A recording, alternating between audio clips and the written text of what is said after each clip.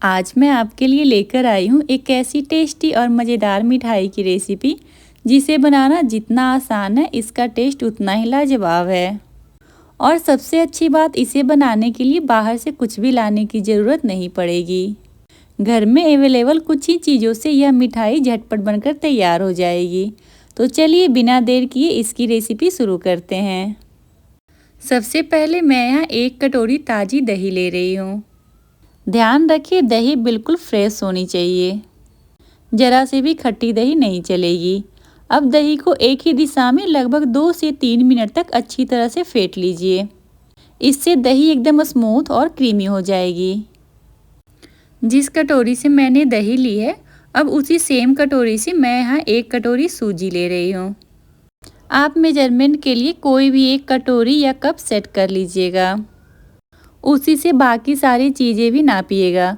इससे सभी इंग्रेडिएंट्स का रेशियो बिल्कुल परफेक्ट रहेगा और मिठाई भी हर बार बहुत बढ़िया बनेगी। अब दही और सूजी को अच्छी तरह से मिक्स कर लेंगे। इसके बाद इसमें 1 चुटकी नमक डाल दीजिएगा। मीठे रेसिपी में भी नमक डालने से यह मीठे के स्वाद को बैलेंस करता है, इसलिए इसे स्किप तो बिल्कुल मत कीजिएगा। अब इसमें 1 चम्मच घी डालकर फिर से अच्छी तरह से मिक्स कर लेंगे। घी डालने से मिठाई का टेक्सचर और टेस्ट दोनों ही बहुत बढ़िया आता है। अब इसमें आधी कटोरी चीनी डालकर इसे अच्छे से मिक्स कर लेंगे ताकि चीनी अच्छी तरह से घुल जाए। अब इसे 10 मिनट के लिए रेस्ट पे छोड़ देंगे। इससे सूजी अच्छे से फूल जाएगी और बैटर की कंसिस्टेंसी भी बिल्कुल सही हो जाएगी। अब एक कढ़ाई में 1 कटोरी दूध डाल लेंगे। आप चाहे तो उबला हुआ या फिर कच्चा दूध, दोनों में से कोई भी यूज कर सकते हैं। अभी फ़िलहाल मैं 1 कटोरी दूध ही डाल रही हूँ क्योंकि बाकी दूध बाद में ऐड करूँगी। फिर इसमें आधी कटोरी मिल्क पाउडर डालकर इसे अच्छे से मिक्स कर लेंगे। थोड़े से दूध में मिल्क पाउडर को पहले मिक्स करने से यह बहुत आसानी से घुल जाता है और इसमें कोई भी लम्स नहीं पड़ते हैं। और एक बात का खास ध्यान रखिएगा, दूध बिल्कुल रूम टेम्परेचर का ही होना चाहिए। अगर दूध ज़्यादा ठंडा या गर्म होगा तो मिल्क पाउडर इसमें अच्छी तरह से मिक्स नहीं होगा। जैसे ही मिल्क पाउडर अच्छे से घुल जाए, इसमें बची हुई 2 कटोरी दूध ऐड कर देंगे। यहाँ मैंने पूरी प्रोसेस गैस ऑफ रखकर ही की है, इससे मिल्क पाउडर अच्छी तरह से डिजॉल्व हो जाते हैं। मैं यहाँ कलर के लिए थोड़ा सा केसर ऐड कर रही हूँ। अगर आपके पास केसर नहीं है या आप इसे यूज नहीं करना चाहते हैं तो इसकी जगह 1 चम्मच कस्टर्ड पाउडर भी डाल सकते हैं। कस्टर्ड पाउडर से भी इसका कलर बहुत बढ़िया आता है। अब इसे लगातार चलाते हुए पका लेंगे।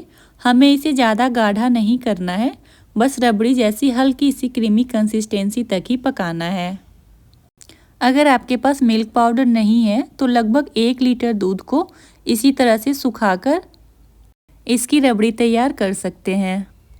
बस एक बात का ध्यान रखिए, इसे लगातार चलाते रहिए ताकि दूध तले में ना चिपके। अगर दूध नीचे लग गया तो पूरी मिठाई में जला हुआ टेस्ट आ सकता है।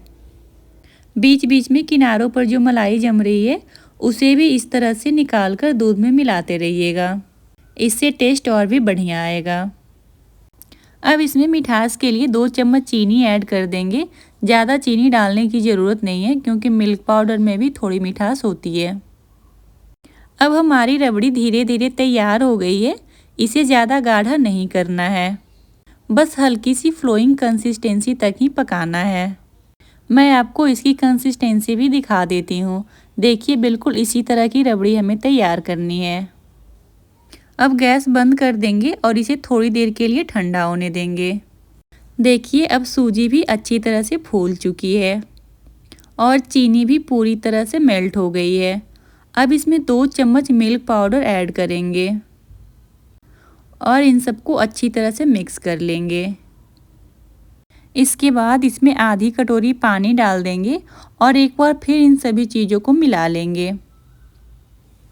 अब इस बैटर को एक ही डायरेक्शन में लगातार 3 से 4 मिनट तक चलाते रहेंगे। इससे बैटर एकदम स्मूथ हो जाएगा और इसकी कंसिस्टेंसी भी बिल्कुल सही आएगी।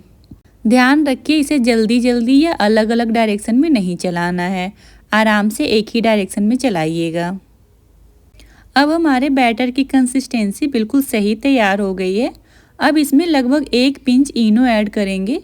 अगर आपके पास इनो नहीं है तो इसकी जगह मीठा सोडा भी डाल सकते हैं। इनो डालने के बाद इसे ज़्यादा देर तक या तेज़ी से बिल्कुल भी नहीं फेंटना है, बस हल्के हाथों से 10 से 15 सेकेंड तक धीरे धीरे से मिक्स कर लेंगे ताकि इनो अच्छी तरह से बैटर में मिल जाए। अब एक इडली स्टैंड को थोड़ा सा घी लगाकर अच्छी तरह से ग्रीस कर लेंगे। क्योंकि हम यहाँ मिठाई बना रहे हैं इसलिए इसे ग्रीस करने के लिए तेल की जगह घी का ही यूज कीजिएगा। अब इडली के हर मोल्ड में लगभग 3-3 चम्मच बैटर भर देंगे। ध्यान रखिए मोल्ड को ऊपर तक बिल्कुल नहीं भरना है, क्योंकि स्टीम होने पर बैटर थोड़ा फूलेगा और वो मोल्ड से बाहर आ जाएगा। उधर कढ़ाई में पहले ही पानी गर्म हो रहा था और मैंने उसके अंदर एक स्टैंड भी रख दिया है। जैसे ही अच्छी तरह से स्टीम बनने लगे इडली स्टैंड को आराम से कढ़ाई में रख देंगे और ढक्कन बंद करके करीब 10 मिनट तक मीडियम फ्लेम पर स्टीम होने देंगे। करीब 10 मिनट बाद एक चाकू डालकर चेक कर लेंगे। अगर चाकू बिल्कुल साफ बाहर निकल जाए और उस पर बैटर बिल्कुल भी चिपका हुआ ना हो तो समझ जाइए कि हमारी मिठाई अच्छी तरह से स्टीम होकर तैयार हो चुकी है।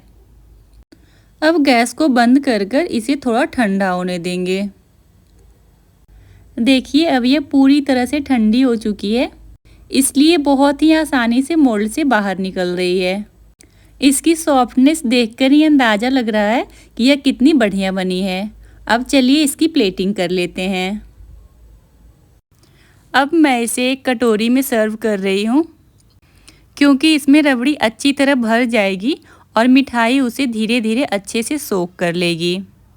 इससे हर बाइट में रबड़ी का टेस्ट भरपूर मिलेगा। अब इसके ऊपर तैयार की हुई रबड़ी डाल देंगे और लास्ट में बारीक कटे हुए ड्राई फ्रूट से इसे गार्निश कर देंगे। और अब हमारी टेस्टी सी मिठाई पूरी तरह से बनकर तैयार है। यकीन मानिए एक बार इस मिठाई को बनाकर खाइए तो इसका स्वाद लंबे समय तक याद रहेगा। आप भी इसे ज़रूर ट्राई कीजिए और बताइएगा कि आपको ये रेसिपी कैसी लगी।